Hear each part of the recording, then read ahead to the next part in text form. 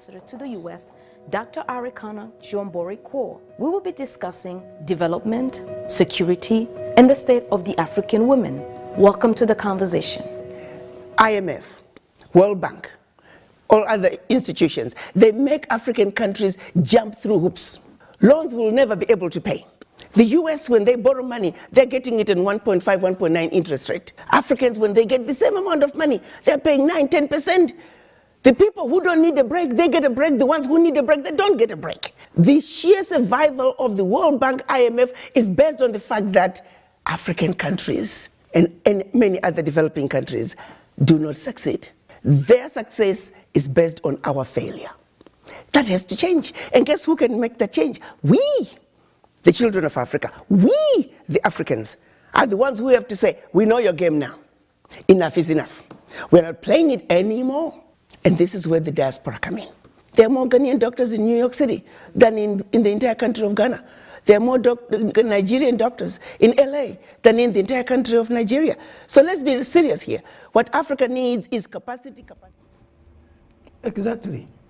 And the woman is raising issues that actually, in that short time, you see affect Africa. No one is going to cry with us, and no one is going to cry for us, unless the Africans themselves say, now, I think we need to come up. She's raising the issue of money.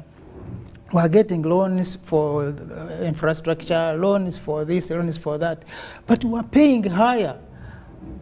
So someone is smartly, continuously stealing from Africa. But you know, for me, that wouldn't be a very big problem. The problem is that we Africans ourselves were stealing from Africa and taking these monies to their banks and hiding this money into their, stashing this money into their banks, leaving our own people back at home. So I think the problem is more complex than we look at. It is not only that someone is interested in stealing from Africa, but the Africans themselves are even more than willing to work with this someone to steal from their own and hide with the enemy. What's your take on that, gentlemen? Thank you. Just last week, I think last week, this very week, we saw a video of one of our political leaders addressing the, I think, European Union, speaking with authority, how a project with a swag, how a project that is going to benefit Africans must not take place. The problem of Africa begins with Africans, as you say. If you look at from the time of slave trade, the Europeans would have not succeeded if there were no African collaborators. Yes. In Nigeria, there was a woman who was renowned for being the most notorious slave trader. Even when Europe had decided to let go of the vice, she continued until Europe had to arrest her, because she also became a threat to the Europeans. She continued exporting Africans to the to European countries. There are still some who are taking them to Arab world these days. Yes, others are Arab world. So African problem begins with the collaborators. Ugandan problem of the pipeline or any project that is being sabotaged by the West does not begin from the West. Sure. It begins from here. Yeah. We have decided to front politics, cheap politics, and politics of money more than the country. What does it cost an individual to sit down and look at the advantages of a project compared to its disadvantages?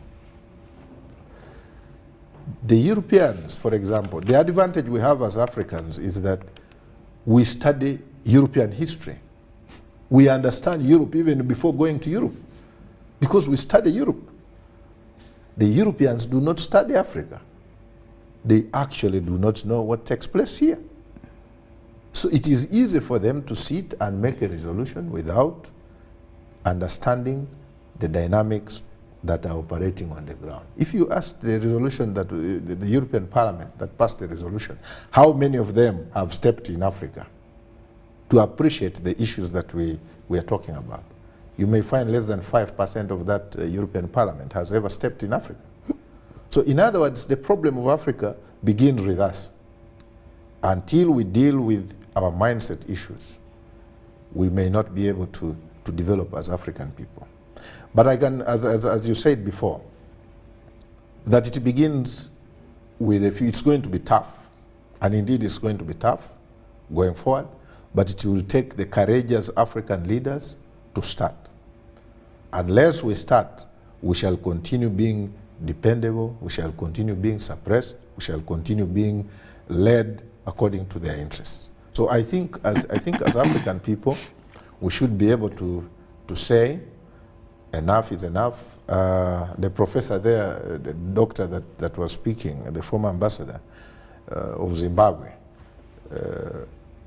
was talking, and she was saying that even the lending rates are segregated. Yes. For Africa, you pay 9–10%. But if you're from Europe, you pay 1.4–1.5%. Yeah, why should a poor man pay more than a rich man? It is because we are poor in the mind and in the pocket. So if we were rich in the mindset, then they would be able to respect us. The challenge is that we are poor in everything. We are poor in the mind, we are poor in the pocket, we are poor in terms of everything. So I think going forward as Africans, we must be able to deal with the mindset first. Yeah. Africa must deal with the mindset. The other thing is that before we went to the break, you talked about African elites. The biggest threat to Africa are those guys, the so-called elites. Everyone who is speaking in Africa is saying, this is happening in Europe, we must also do it. This is happening in the US, we must do it. But we are not Europeans. We are not Americans to be able to do what they are doing. We must be able to appreciate and say, we are peculiar as Africa. And because we are peculiar as Africa, we must cut our cloth according to our size and be able to progressively move to the direction that we want. Yes, because then the issue of education comes in. We as Africans getting the right education that will help us to push this continent to the next level, or even as we get the colonial education, still we cannot make sense of the difference between what is good for us and what ought to be done so that Africa can move out. But like you said, the issue of collaborators on the continent, maybe they collaborate in terms of, in the past, were blaming the African chiefs and kings who partly took part in the mortgage of the selling of Africa and selling of the African population for slave trades, or for slave trading. But also today, the same thing could be happening, that we could be having leaders who are selling off their people without knowing that they're doing that, because we now come to understand that some of these people have villas, have apartments, have in the European and American capitals. Now, you of course, one would say that they are doing business and they are entitled to doing business, but can't we do this business within Africa? Because it's also possible that I can have these apartments in Africa. If I have my genuine money to invest, why can't I invest in Africa? The unfortunate is that finally when these people leave power, they begin lumping cases against them, and their properties are frozen. And who benefits from these frozen properties is again the same people who we say are bad. So I think it is also good to have the elite, because then that comes to the elite of Africa, the elite group of Africa, to be ideologically oriented towards the cause of Africa. Because if we don't have that, then what we are saying today will be said 10 years, 20 years later on. But once we have the right leadership and with the right orientation, then Africa will be able to stand for what is right. Because we are getting our resources taken raw into these other countries, but brought back expensively. the resources that Africa has, one country alone, talk of DRC, can in fact still sustains a lot of economies in Europe and elsewhere. So, which means that Africans, if we sit down and we plan our activities very well and we plan our finances very well, still we can be a force. The problem is now collaboration. The one who doesn't want you to be rich will not allow you to be rich. But something can be done that can help Africa to plan and to focus so that in a few years we can also, because I've seen countries move from wherever they are to the next level. We have also been looking at records that the FDI, especially within COVID and after COVID, we have seen Africa not suffer much in terms of foreign direct investments, because I think of that strong background, we have had, even with what is going on in Africa, we may not be suffering as much as other countries in Europe and Americas, because at least we have other things that can cushion. One of them is food, that we can still survive even when we see the prices of food going high, but still we can afford within that limitation as compared to other countries. So I think it is the way we reorient our economic policies and the way we focus the leadership of Africa, that in the next few decades the issues of resources will continue being issues.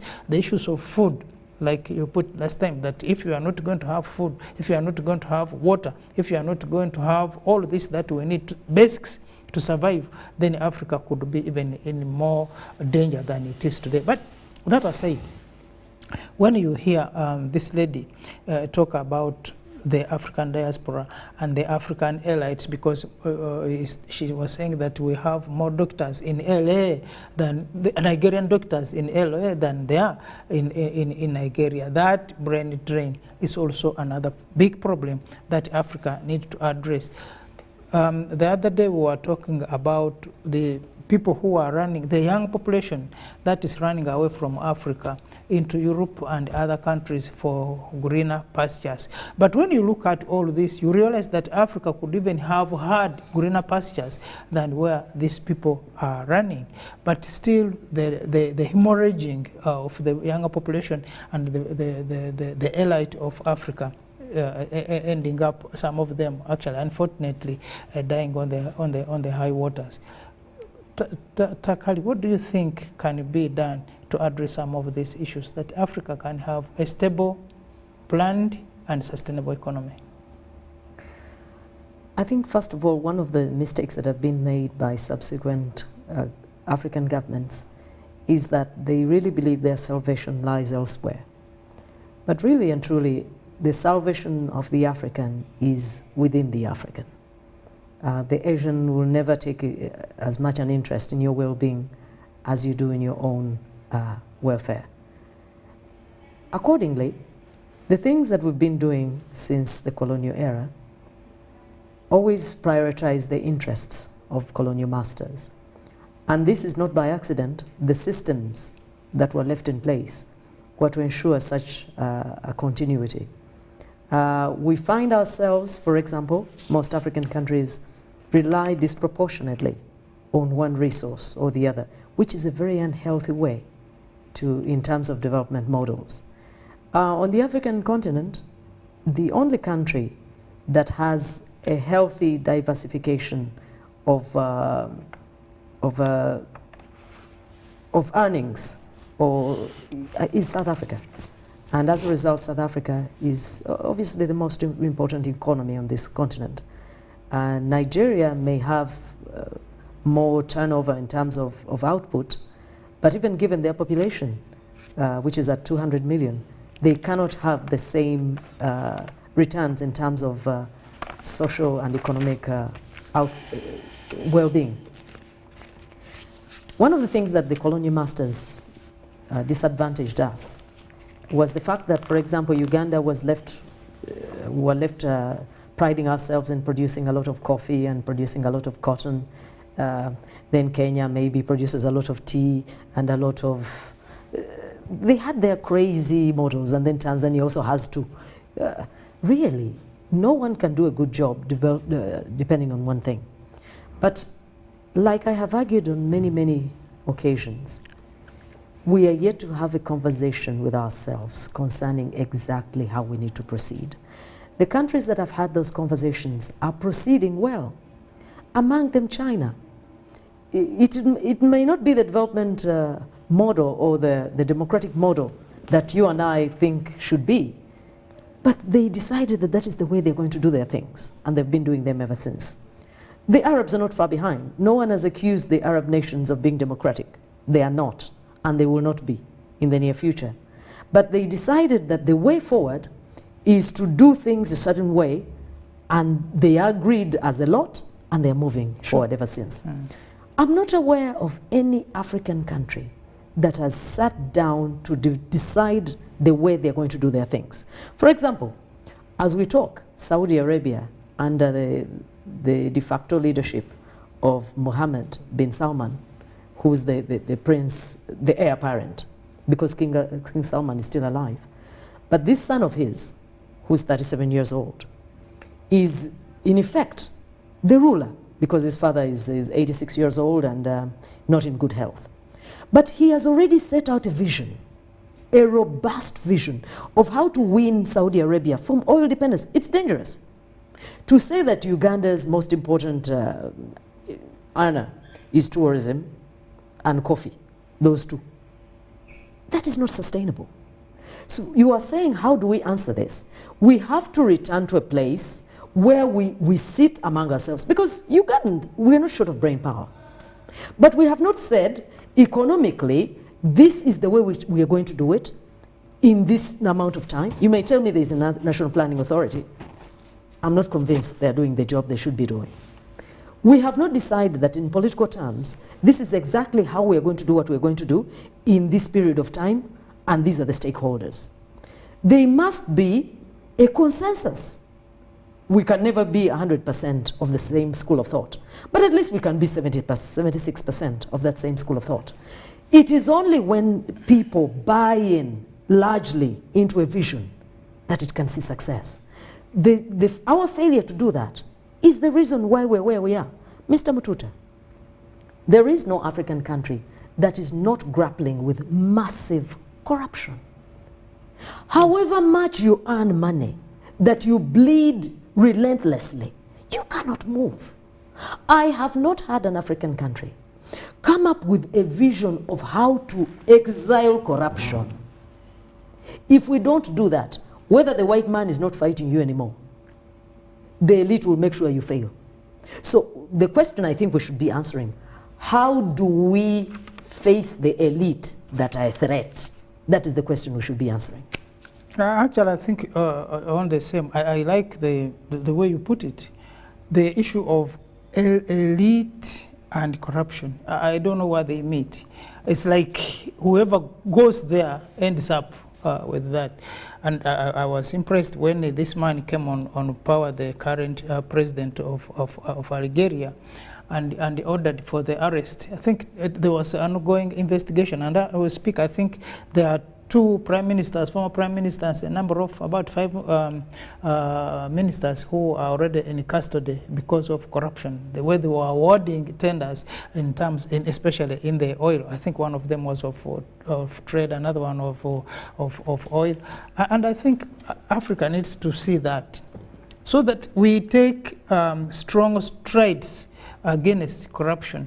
Because when you are talking about corruption, again, it is not the little man, exactly, it's the elite. And these are the elites who are again stealing money, but taking to some of these countries where we think that money may never be recovered back to Africa. So part of the African failure is the elite in these countries that seem to be progressing. And you know, you look at most of the 5, I think, of the progressive countries, the 5 include, I think, Kenya here.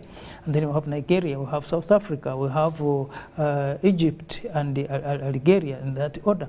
But you realize that the problem of corruption, and it is not the issue of maybe only the leadership, because today you have a president who will fight against corruption. Tomorrow, the same infrastructure. So even if one tries to fight, if it's the same infrastructure, still will have those problems. But the most important thing is to look at it in a more ideological way.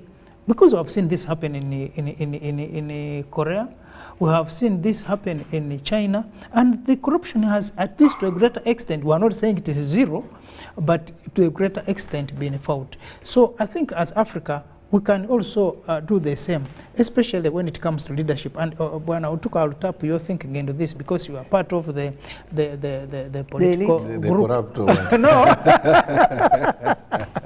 The political grouping. Well, I just want to bring it home here. In Uganda, it is increasingly becoming very difficult to fight corruption, because corruption has become, I think, a way of life, and it has become a value in society. Unfortunately. If you, it's unfortunate. If you arrested a corrupt official today, you will be confronted by those that believe that is their son, that is their daughter. I'm aware of situations where a certain corrupt person was arrested, several actually, and is under trial, but buses and buses of individuals from those districts where these people come from were coming and staging a gathering in front of State House. Because according to them, this is their thief. You shouldn't. He's one of them. He is one of them. He has been paying tithe in church. He has been paying school fees of some of their children. So you shouldn't arrest and incarcerate him because it's their own. The problem of corruption in Uganda and Africa begins with the people themselves. Until the people reach a point and say, we are not getting these services because of the corrupt, we must deal with the corrupt, it will become difficult for political leaders to deal with corruption.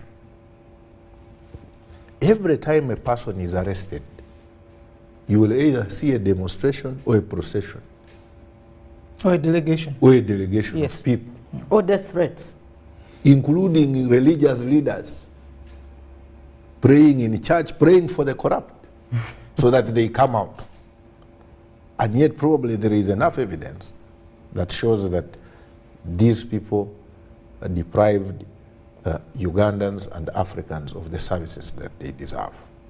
So the biggest problem of corruption in Africa begins with the population. And why the population? It's because there is no orientation. People have not understood that actually they are suffering because resources are not being trickled down to where they are supposed to be. They actually don't understand that there is no road in their village or in their district, or there is no electricity because somebody sold a grader, or somebody has stolen money in rural electrification. They don't understand this. Until we deal with the question of orientation and sensitization of the masses to understand that actually corruption is the one that is putting us in a situation where we are, it becomes difficult to fight it. So in other words, you're also suggesting that to be able to achieve this, we need to get rid of the middle class, the elite. Yeah, we may not be able to get rid of them because for the progress of a country, you need a middle class. Not necessarily a corrupt one, but you need a middle class that can be able to advance a country to the next level. For example, for Uganda, to middle income, you need a middle class. But what type of middle class? Not a middle class that is actually siphoning taxpayers' money that would have helped thousands to join the middle class.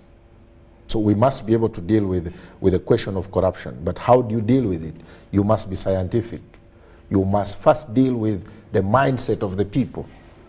Because it's easy to deal with elites. Because there are not that many. There are not that many. It's easy to deal with them. As long as you have oriented the masses, Yes. government does not even need IGG. The population becomes IGG. Because they know where they build They their will, houses. they will actually kill the middle class that is corrupt. They will suffocate them because they will now have the authority, they have the information, and they will be able to squeeze them. So I think the idea must be, can we get back to the basics of ideological orientation? So that every citizen knows its duty, every citizen knows their duty, Yes. what their role is supposed to be, so that they can be able to ask tough questions and say, there was money sent to this district, where is the road? If we don't see the road, we are coming to lock your office.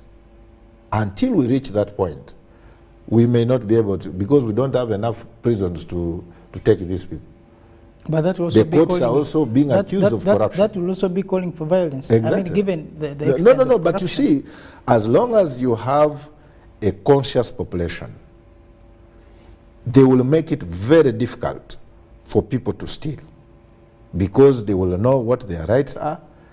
They will know that this is our money, because they are contributing towards the revenue of the country. So I think, and if it is a loan, they will know that I will pay this loan one day. So they will be able to hold leaders and technocrats accountable. Yes. Until we reach that point, I'll give you an example. In my sub-county, there is a road, a very good road that is a business road that connects several sub-counties to the market, but it passes near my home. So one time, I learned into information that every year, actually, this road is maintained on paper. But when you go to the road had finished 5 years without a grade attaching it. But every year, government of Uganda was maintaining this road. So what do?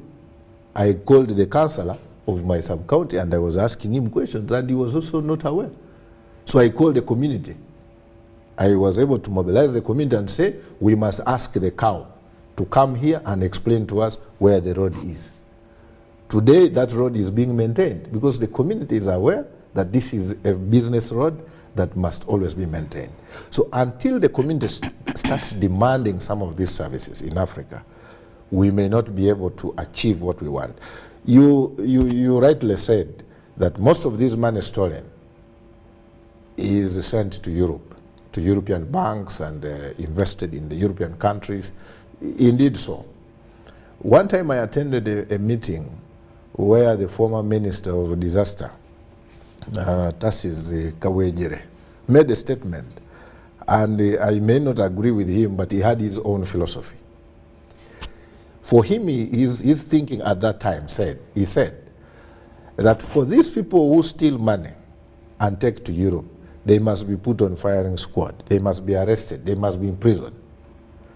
But these ones who steal and invest in Uganda or Africa, and they are able to invest in the sectors of manufacturing and they are creating jobs, for him he was lenient for them. He says, I think these ones we can first keep them because somehow they are trying to pull. This was his thinking. I disagreed with him, but to some extent, maybe he had some sense. Because if, for example, an individual invested in a factory that is going to employ 300 people in Kabale, you are going to pull out those families from poverty. Corruption is not agreeable, but the point is that can we reach a point where the middle class is not thinking about investing in Canada, investing in New York, but invest in Uganda so that we can be able to pull out the Ugandan, the African people from poverty. The question of economy, how can Africa go to capitalism full force? Even in the US, government is still controlling some sectors of the economy. They are regulating some sectors of the economy. But in Africa, they are telling us free entry, free exit, laissez-faire, free enterprise economy. How free is free enterprise economy? That's the question that Africans must be able to ask themselves. China has some level of capitalism, but you know, that there is high level of government control in critical sectors of development. We must control energy. If we want to develop as Africa, we must have total control over energy. We must control education sector so that we can be able to orient our people well. We must control our healthcare system and manufacturing sector.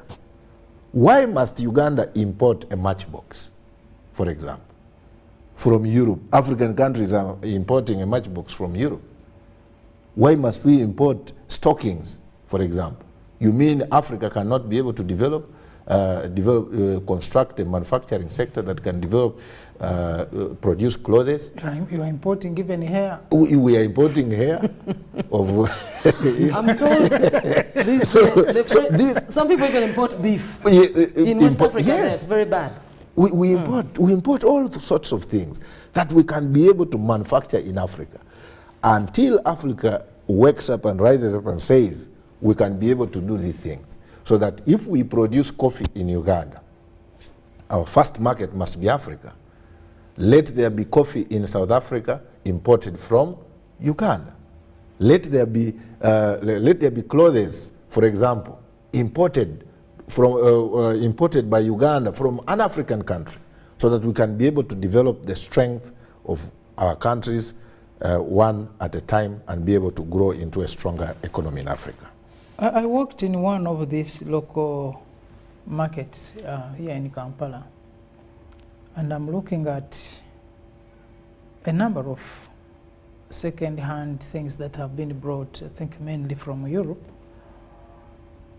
And I'm looking at who even has this idea of bringing broken bottles, broken glasses. I saw some mattress with patches of like either urine or blood, wherever. I'm like, who is going to sleep on these things? Let alone the way they look. Yeah. You can imagine where it came from. Was it from, did it come from a mortuary? Where did it come from? Now, and you know, when you look at what we're manufacturing in, again, the issue of orientation and the mindset. I heard in the elections in Kenya when I think one of the candidates said, why are we bringing these clothes for dead people to give to our people with all of the sirani that come with this? And it was a very big debate. So one was saying that she's saying they bring clothes for dead people. But when you come to think about Africa as a market, and you look at critically things that we're importing, you walk in a supermarket down here and you see what we're importing. I think our consumerism is also a problem. You look at what's in the shelves and you're like, do we really need some of these things?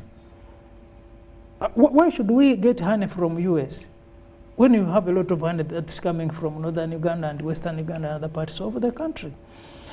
Like, I think you have put it, there is need for Africans to take charge of our issues, and there is need for Africans to control our market, so that we can encourage the local farms to thrive. Like you said, if one has stolen, well, if we agree, let's steal. Okay, let's steal. If we have agreed, yes, that's the way forward. Yes. Okay. Let's steal, fine. All right. But what happens after we have stolen? If you've had a conversation, say, okay, this one stole more, maybe tax him for stealing more than me. Tax, I mean, really, it's bad. That we need also to create an environment, a conducive environment, that when we steal, let not escape with the money in the offshore, but have it in Africa. Well, it sounds that bad. But the most important thing is that let's have protection for our market. That when we produce, even within the East African arrangement, like one was discussing last time, say, if we know that Tanzania is producing a lot of rice, then for Uganda, let's produce sugar, and let Kenya produce something, so that we're not quarreling over eggs, over milk, over something. So that we know within Africa, this one is specializing in this. But because we are not able to look even what our strengths are, We have opened the market because someone is telling us, no, it has to be free entry and free exit, and we are flooding and their own markets are not open. Yes. How really can you, and I don't know what people at the revenue points are doing, how can you allow people to go to Europe and buy broken cables and all this fight to come and dump in Africa? Surely, I think something needs to be done. But the most important thing is that Africa, we need to identify our priorities, and we need to identify our needs, and we need to look at where we're going in the next 5, 10, or 20 years. Otherwise, without that, we're not moving. You are saying something about the economy.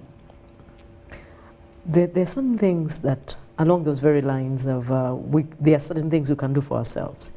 It's not true that the answers, all answers lie elsewhere. One thing that I've always wondered about for a long time is we've known for many, many years as a country, on account of the natural endowments, that we have a significant advantage when it comes to arable land. You sure? I'm of the opinion that if the attention and the hard work that has gone into the development of the oil sector, for example, and I'm not saying that that should not have happened, but I think if that same effort and commitment was focused on agriculture, I'm thinking we could be a long way from where we are. Sure. I don't know what informs the priorities per time. I don't know why, for example, natural advantages or strengths are not readily taken advantage of. There are certain things, as you said, that would not even cost as much as some of the things that we are bent on doing. Those by themselves are drawbacks that are very significant and a very important reason why we are not moving as we should move. The president, for example, has been on record talking about the 4-acre model. There are many, many people in this country who have at least 4 acres of land. How we help those very people move to the next level, of course, informs some programs like a Myoga or PDM or whatever. But I'm thinking that, I think at this time, allowing only the elites to contribute to the discussions, I think is not serving us well. Like he said, if it is the masses that could provide an answer to corruption in the short term, I'm also saying that it is again the masses that will provide the answers to economic progress. We have been trying the elite heavy model all these years. We're nearing, about a week, we'll be talking about 60 years of independence. But I think the model that we have been employing since independence is not working. It is a good time to revisit how we've been arriving at these conclusions. For example, who said that the free enterprise, some will say it was the World Bank, others will say it was the IMF. But I'm sure it had a healthy backing from some of our PhDs. Isn't it about time we, maybe not involving everyone, that is impractical, but maybe if we picked some of the best brains, it's not a matter of education, by the way, from villages and parishes, and we had this thing where we compare notes. We need a second parliament. Of the people. Someone called it that. You remember that guy? Yeah. But a real one. Oh, yeah, but now when you are talking about that, there's one cardinal thing, especially in Africa, that we have not looked at when it comes to the elitism. Issues of agriculture. Because that's something that one will never think about when you go to school. One of the things that you don't want to listen to is agriculture. Because and they develop a policy and they've never farmed for exactly. 1 day. Does that work? So there is a disconnect for people who are practicing agriculture and people who are formulating policy. Exactly. You are talking about something which you personally, you don't even have a farm in your backyard. And you don't intend to. Exactly. But you are looking at things that will affect maybe the lives of all the people in that particular state, talking about Uganda, for example. So then, how do we have the elites as part of the production group that they can know that for a farmer to be able to be supported to produce enough food without and with minimal resources, you'll be able to do this and that. But here you hear even I was talking last time when some of the districts were passing resolutions saying that you should not sell food when you produce because we're expecting famine, which is a bright idea. But why can't we tell people now that we're expecting famine during this time, the rains we're having now, let's produce double. And how do we help this farmer to produce double so that he will be able to sell, but still will have enough food to eat? So that connection of the policing and the implementation, like you say, and the resources. Yes, people need to sit together and say, this is what we have. And if we have this, how do we produce enough that we shall be able to sustain ourselves, but also get money to send people to school, pay for our health, and the rest. So these are some of the discussions that really we talk of them in passing, but they are very crucial when it comes to production and sustainability of economies, especially in Africa, where the biggest asset that we have is agriculture, and we can produce enough of our food. I mean, like the president said, like time, for heaven's sake, why should Russia and Ukraine fighting stop Ugandans from having food at their table? Surely. Ukraine, that is a fraction of Africa. Exactly. And is at war. Exactly. Is the one feeding you? Yes. It's really ridiculous. It's shameful. It is bad. So I think these are some of the scenarios now we need to look at. But and thank God that Ugandans are not getting a lot of food from either Russia or from Ukraine. But I know of countries that are really doing badly because someone somewhere miles away have disagreed. That's something that we need to cushion Africa against. Bwana Utuko, your closing remarks on this subject of Africa wealth, but also the problems. Thank you very much, Ndugu James. We can finish a whole day, whole week discussing matters about African resources. We are blessed, but at the same time not blessed. We are blessed in terms of resources, but we are not blessed in terms of ideas on how to harness these resources. Recently, I was having a debate with an individual about how to transform Karamoja.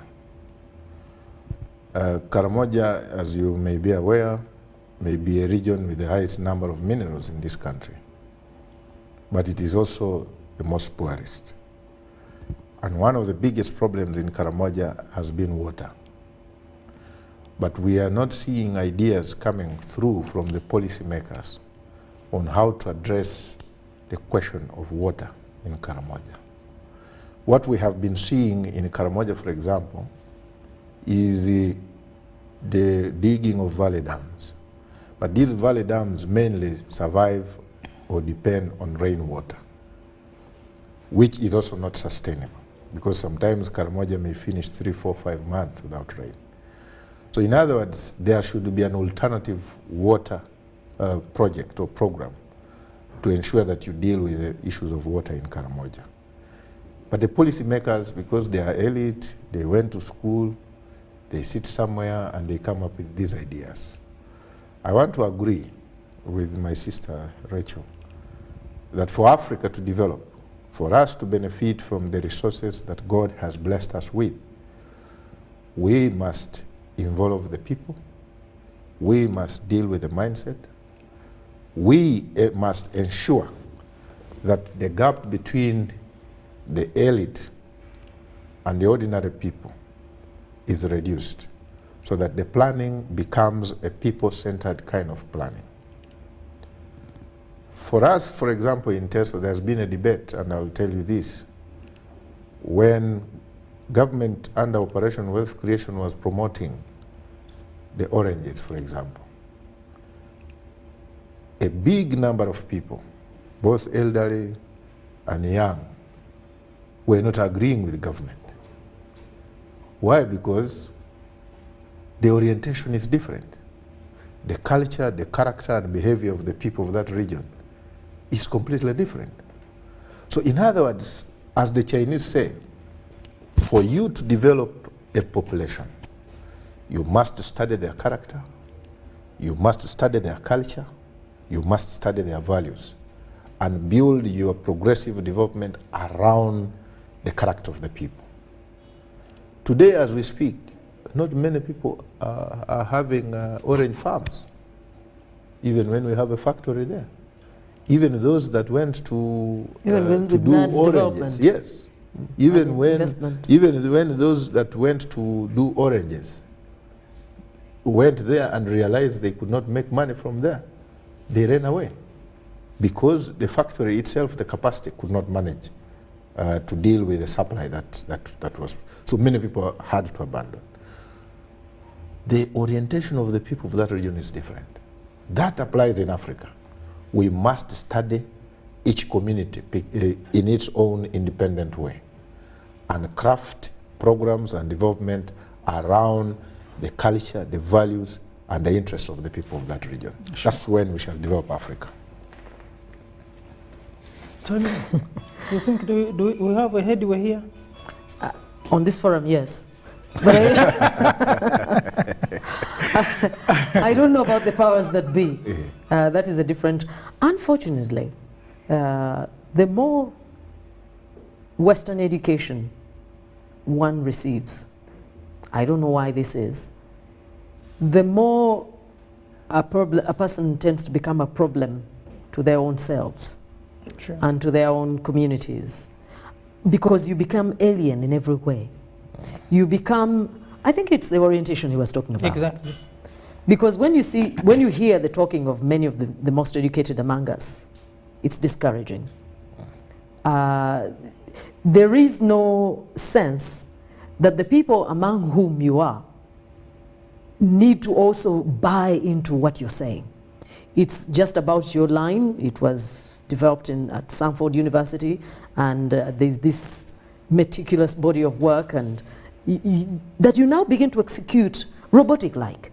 Sure. And yet, it is not possible to graft these things wholesale and make them work here. In my understanding, a real education should be about internalizing some of the best concepts and ideas on the global scene, and to redo them to suit wherever it is that you are. That is my idea. That is why you find that the Italians and the French, they continue to propagate their language, despite the fact that they speak English also. Some of them refuse to speak English in certain environments. But they realize that while getting a widely used language is important, you cannot let go of your own. One of the things that has disadvantaged us for many, many years is that we believe development is equal to abandoning everything African. That is the #1 reason why we are not moving. We are caught in a paradox where you're not European and you're no longer African. So what are you? There are many children in this town especially who cannot speak Luganda. Their mother's Luganda, a Muganda speaker, their father's a Muganda speaker. Okay, if you're not that, you're among Baganda speakers. But you can't even speak that. You know others. Teso, mother, Teso, father. But speaking Can't even understand Teso. They are Teso by name. They are Teso by name. I know. You also know others. Yeah, but what we are saying is that there is a group of people today, they are not whites. They think they are, but they are not. They say they are Ugandans, but we are also coming to a conclusion they are also not. They look like us, they seem like us, but they are not us. That is the problem we have. But maybe that could also be a strength if we use it very well. It can't be. Yes. No, it can't be. If you're an American, or if you think you're an American, but you're not, and you think you're Chinese and you're not, who will you serve well? These people they started by denying who they are. That is why when you talk about promoting these languages, they don't want to hear it. Because they are no longer Ugandan, but they look Ugandan. And they're occupying important offices. So Africa's dilemma is bigger than you ever imagined. Reorientation is key. Because when you now look at what is happening on the continent, I think there are all indicators that even with that picture, you realize that still Africa has hope, that the resources that still in Africa can still push the population of Africa into another level.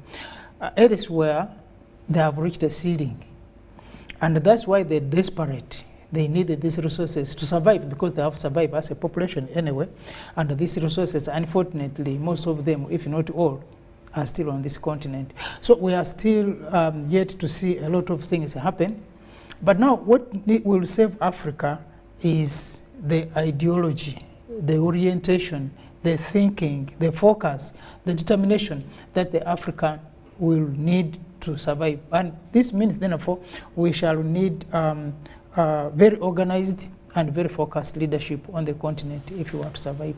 If that does not happen, then a lot of collaboration, like you have said, because as a leader, I would not mind someone saying, don't give President Museveni money because he's going to buy guns, he's going to do that, and fine.